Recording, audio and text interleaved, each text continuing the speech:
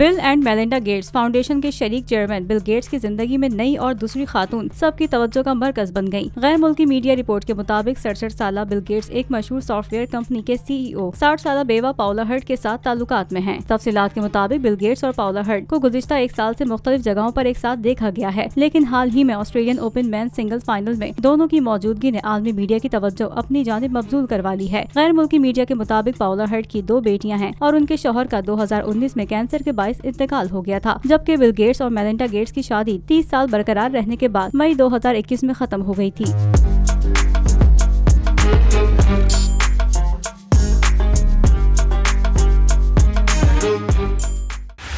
बोल उड़ाएगा सबका होश, भूल जाएंगे सब अपना जोश। बहुत जल्द आ रहा है PSL स्पेशल ट्रांसमिशन, सिर्फ बोल न्यूज पर। सब्सक्राइब करें और बेल दबाएं ताकि कोई खबर रह न जाए।